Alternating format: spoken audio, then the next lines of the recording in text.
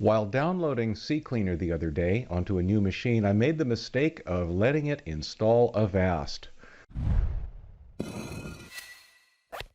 How do I uninstall Avast? So sometime after I installed and used CCleaner, I noticed that there was an extra icon on my desktop. And in fact, if I took a look at my taskbar notification area, there was an extra icon down there as well for Avast free antivirus. I had missed the potentially unwanted program Avast free antivirus installed as part of my CCleaner install. It just goes to show you, you need to pay attention whenever you're installing any software to make sure that you only get what you want. Fortunately, uninstalling it should be fairly easy. We're going to go to Settings, Apps, and there, actually near the top, is Avast Free Antivirus. We'll click on Uninstall and let the uninstaller do its thing.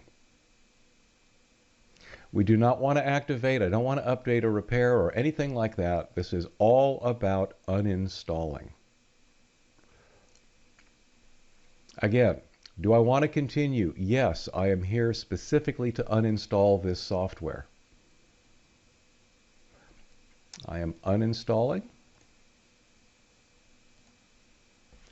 and I didn't ask for it is my reason. I've been using it for less than one hour. Now you'll notice that Windows is complaining about virus and threat protection being turned off. That's actually okay at this point. Windows itself will recover.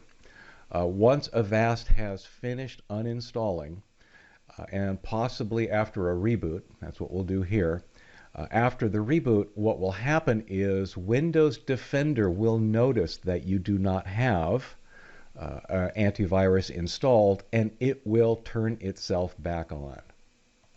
So I'll go ahead and restart. Log back in.